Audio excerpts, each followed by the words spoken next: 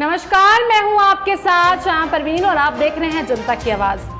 दोस्तों, दिल्ली सरकार की अलग तरह की राजनीति और स्वास्थ्य क्रांति के कारण नरेला के सत्यवादी राजा हरिश्चंद्र अस्पताल में 220 करोड़ की लागत से बन रहा 573 बेड का कैंसर अस्पताल और ट्रॉमा सेंटर कैंसिल हो गया है।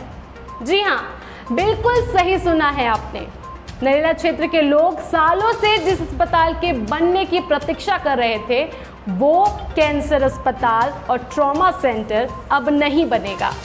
दोस्तों, एक तरफ तो राजधानी के लोगों को बेहतर इलाज देने के लिए दिल्ली सरकार अस्पतालों की सेहत सुधारने का दावा करती है और दूसरी तरफ नरेला का सत्यवादी राजा हरिश्चंद्र अस्पताल, जिसे खुद सर्जरी की जरूरत है, जहां स्वास्थ्य सुविधाओं की हालत बहुत ही खराब है।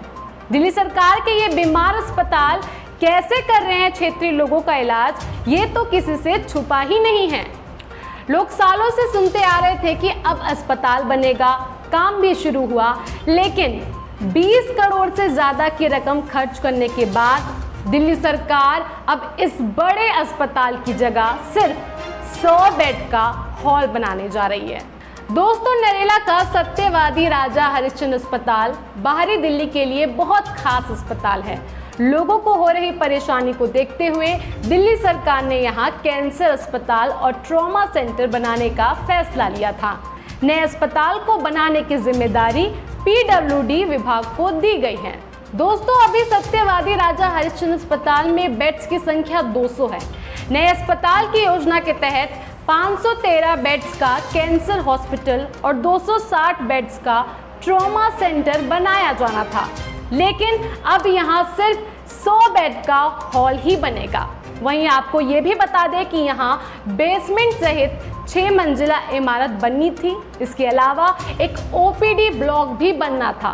साथ ही पहले से बने अस्पताल के 4 ब्लॉक्स के ऊपर एक मंजिल बढ़ाई जानी थी। दोस्तों, इस योजना पर कुल 220 करोड़ रुपए खर्च किए जाने थे। नए अस्पताल का काम 15 महीने में पूरा करने का लक्ष्य रखा गया था, लेकिन अगस्त 2020 से लेकर अब तक सिर्फ 800 बेड की क्षमता के अस्पताल के हिसाब से STP यानी सीवरेज ट्रीटमेंट प्लांट और ESS यानी इंजीनियरिंग सर्विस सेक्शन का ही कार्य पूरा हो सका और इसके लिए दिल्ली सरकार ने अभी तक 20 करोड़ से भी ज़्यादा रकम खर्च कर चुकी है। लेकिन दोस्तों, STP और ESS बनाकर क्या फ़ायदा है जब यहाँ अस्पताल ही नहीं बनेगा। वहीं दोस्तों, आपको ये भी बता दें कि रोगी कल्याण समिति की मीटिंग में अस्पताल के MS ने विधायक और समिति के सभी मेंबर्स को PWD के AE के हवाले से जानकारी दी कि अस्पताल में पार्किंग की उचित व्यवस्था नहीं है, इसलिए 100 बेड का हॉल ही बनाया जाएगा। इस विषय को लेकर जब हमने फेडरेशन ऑफ नरेला के अध्यक्ष जोगिंदर दहिया से बात की तो देखिए उन्होंने क्या कहा। सर, जो हरिश्चंद्र हॉस्पिटल था वो 773 बेड्स का हॉस्पिटल बनना था, अब वो कैंसिल होकर 100 बेड में तब्दील हो गया। क्या कहना चाहेंगे इस बारे में? देखिए, यहाँ के जनप्रतिनिधि इस और बिल्कुल ध्यान नहीं देते और सबसे बड़ी लापरवाही हमारी यही है। जनता तो जागरूक है, लेकिन हमारे जनप्रतिनिधि सोए हुए हैं, वे जागना नहीं चाहते, क्योंकि एक इतना बड़ा सिस्टम अगर हमें मिला था और आज उसको बंद कर दिया गया तो बड़े शर्म की बात है, क्योंकि ग्रामीण क्षेत्र होने के कारण यहाँ NCR के भी काफ़ी कई दर्जन गांव इससे जुड़े हुए हैं और जब इतना बजट सरकार ने लगाया और मेरे ख्याल में 20-25 करोड़ रुपये उसमें खर्च भी कर दिए गए हैं, बंद किया जा रहा है, तो हाँ, तो गलत बात है। ये सरकार ने इसको तुरंत चालू करना चाहिए और MS साहब भी जो यहाँ के हैं वो बिल्कुल इस ओर ध्यान नहीं देते। इनका भी ट्रांसफ़र कर देना चाहिए, क्योंकि उन्होंने बहुत साल यहाँ हो लिए, काफ़ी समय से जमे हुए हैं। इतना लंबा सर्विस में किसी का रहना कहीं ना कहीं भ्रष्टाचार को जन्म देने वाली बात है। अगर पार्किंग की समस्या थी, वहाँ के MS का कहना है कि पार्किंग की समस्या थी, इसलिए इसको अब 100 बेड कर दिया जा रहा है। अगर पहले ये समस्या मतलब थी, पता है, तो फिर इतने 773 बेड का टेंडर पास होने के बाद अब इसको कैंसिल करना, ये कहाँ तक सही है? देखिए, पार्किंग की बिल्कुल समस्या नहीं होनी थी, पार्किंग की तो अब भी समस्या नहीं है, फिर भी नहीं होनी थी। ये तो एक लोगों को बरगलाने वाली बात है, जनता के सामने झूठ बोलते हैं या अधिकारियों को भरमा कर रहे हैं। बिल्कुल पार्किंग वहाँ स्पेस बहुत सारा है, अंडरग्राउंड भी बनाया जा सकता है, कई मंजिल बनाया जा, आजकल तो दिल्ली में सिस्टम चला हुआ है, बिल्डिंग बना के ऊपर नीचे कर दिया जा, तो उसमें दिक्कत नहीं है। 2 साइड 3 साइड प्लॉट्स हैं जिसमें राजा हरिश्चंद्र हॉस्पिटल चल रहा है, वहाँ बिल्कुल दिक्कत नहीं है, पार्किंग की बिल्कुल अच्छी सुविधा मिल सकती है। ये गलत बात है कि पार्किंग नहीं है, बिल्कुल पार्किंग सुविधा है। मैं तो माननीय केजरीवाल जी से भी अनुरोध करता हूं कि इस ओर ध्यान देना चाहिए, और जो इस प्रकार के अधिकारी भ्रमित करते हैं, गलत रिपोर्ट देते हैं, उनके खिलाफ भी सख्त से सख्त कार्रवाई करनी चाहिए।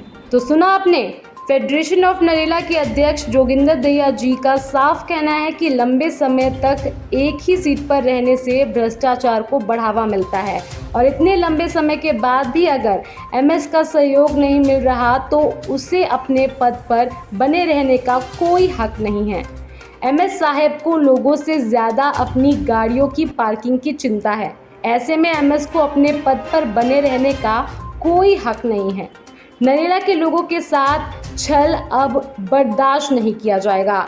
वहीं जब हमने इस मामले में हॉस्पिटल के एमएस से बात करनी चाहिए तो उन्होंने कैमरे पर बोलने से साफ इनकार कर दिया। दोस्तों, इस नए कैंसर अस्पताल को बनाने की शुरुआत से ही स्थानीय लोगों का कहना था कि इस अस्पताल के बनने से नरेला, बवाना और एनसीआर के 25 किलोमीटर के दायरे के लोगों को फायदा होगा और इलाज में समय की बचत होगी। इससे गरीबों को ही नहीं बल्कि मध्यम आय वर्ग के लोगों को भी अस्पताल से लाभ मिलेगा। लोगों ने सोचा था कि अस्पताल बनने से हमें अब इलाज के लिए दूर नहीं जाना पड़ेगा, लेकिन उन्हें क्या पता था कि उनका ये सपना ही रह जाएगा। दोस्तों, अब सवाल ये उठता है कि टेंडर पास होने के बाद, काम शुरू होने के बाद ये अस्पताल 773 बेड की जगह 100 बेड का कैसे हो गया?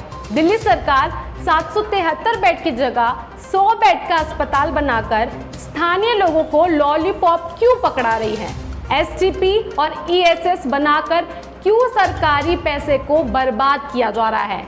आखिर किसकी परमिशन पर यह घपला हो रहा है? ये एक बड़ा सवाल है। फिलहाल आज की खबर में इतना ही। बाकी खबरों के लिए देखते रहिए जनता की आवाज। नमस्कार। जनता की आवाज YouTube चैनल को सब्सक्राइब करें, साथ ही बेल आइकन जरूर दबाएं।